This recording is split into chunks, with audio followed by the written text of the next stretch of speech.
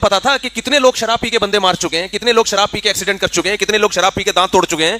تو پینے سے پہلے کیا اس کو یہ ہوش نہیں تھا کہ میں پیوں گا تو کچھ بھی ہو سکتا ہے؟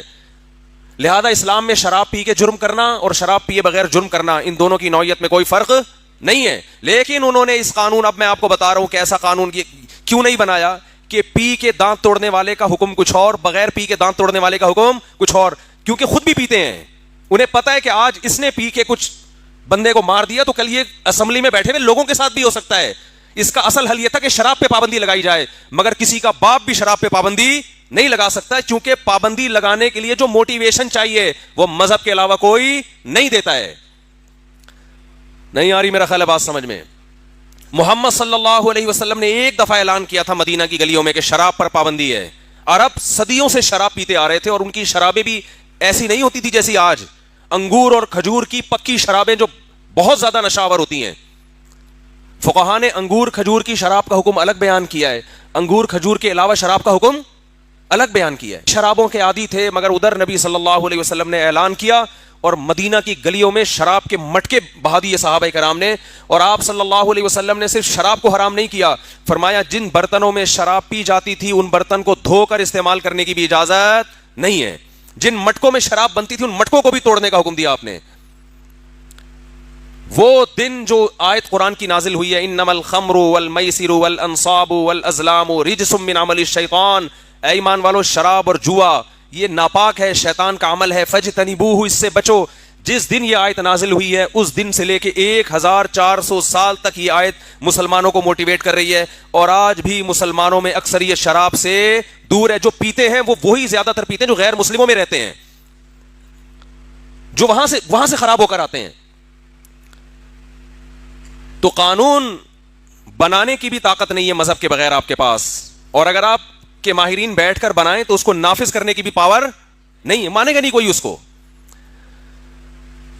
یہاں میں ایک فقہی مسئلہ بھی بیان کر دوں کہ اگر کسی نے شراب پی کے بیوی کو طلاق دی تو طلاق بھی واقع ہو جائے گی. طلاق کے مسائل میں جتنا اسلام کے ساتھ مذاق اڑایا جا رہا ہے نا, میں سمجھتا ہوں اتنا کسی اور حکم میں مذاق نہیں اڑایا جا رہا. 2 منٹ لگتے ہیں آج لوگوں کو طلاق کے بعد مسلک چینج کرنے کے لیے. ہمارے کوئی ریلیٹو کا فون آیا کہ بھانجے نے 3 طلاقیں دی ہیں پچھلے ہفتے, تو سب مدرسوں سے فتویٰ لیا 3 ہو گئی ہیں, تو مسلک چینج کر لیا اور پورا خاندان یا وہ میاں بیوی اہل حدیث ہو گئے. اہل حدیث علماء سے گزارش ہے کچھ اللہ کا خوف کرو. تمہارے پاس کوئی شخص طلاقیں دے کے حرام بیوی کو حلال کروانے کے لیے آتا ہے, اسے گلے مت لگاؤ, اس کو ڈراؤ اللہ کے عذاب سے.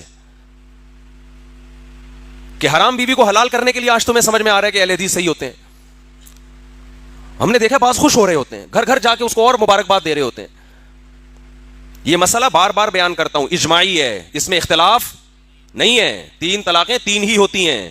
اس میں قرآن نے واضح بیان کر دیا, حدیث نے بیان کر دیا, بخاری مسلم کی حدیثیں اس میں. تمام صحابہ کا اجماع ہے اس مسئلے میں. کسی ایک صحابی سے کوئی ایک ضعیف سند دکھا دے جنہوں نے ایک مجلس کی 3 طلاق کو ایک کہا ہو. چاروں اماموں کا اجماع ہے. تو طلاقیں دینے سے پہلے سوچا کرو کہ میں کیا کہہ رہا ہوں زبان سے, فوراً چینج مسلک. وہ بھی بیٹھے ہوئے ٹھپے لگانے کے لیے فوراً چلو بھائی حلال ہو گئی. خدا کے غضب سے ڈرو یار, تم کانپ جانی چاہیے انسان کی روح کہ وہ کیا کر رہا ہے. حضرت عمر پہ یہ غلط الزام لگا ہے کہ انہوں نے 3 طلاق کا قانون بنایا. اگر نبی کے دور میں اکٹھی 3 ایک تھیں تو کیا حضرت عمر کو یہ اتھارٹی تھی کہ وہ 3 کو 3 کر دیں, حلال بیوی کو حرام کر دیں؟ یہ بات ایک 5ویں کلاس کے بچے کو سمجھائیں سمجھ میں آ جائے گی, ہمارے اہل حدیث علماء کی سمجھ میں نہیں آ رہی.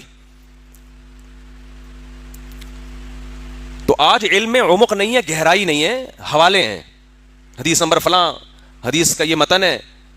اتنا آسان معاملہ ہوتا تو لوگ مجتہد کیوں بنتے, مدرسوں میں بیٹھ کے علم کیوں حاصل کرتے, اصول فقہ کیوں پڑھتے, مجتہدین کو فالو کیوں کرتے. تو خوب سمجھ لیں یہ اس طرح نہیں ہوتا کہ دے دی اور جا کے اہل حدیث سے فتویٰ لے لیا. اب مسئلہ یہ ہوتا ہے گھر اجڑ رہا ہے تو کیا کریں. تو خوب اصول کی یاد رکھو, غلطی سے پہلے شریعت کے اصول کچھ اور ہیں, غلطی کے بعد اصول کچھ اور ہیں. یہ خوب سمجھ لو اس کو اچھی طرح. جب تک آپ سے غلطی نہیں ہوئی تو اسلام آپ کو غلطی اور مسٹیک سے روکتا ہے. اکٹھی 3 طلاقیں دینا غلط ہے یا نہیں ہے؟ بول لو نا بھائی, غلط ہے, ناجائز ہے, سزا اس پہ شریعت میں. یہ عمل تو غلط ہے. حضرت عمر کے پاس جب کوئی 3 طلاقیں دے کے آتا تو کوڑے پہلے لگاتے, فتوا بعد میں دیتے تھے اس کو.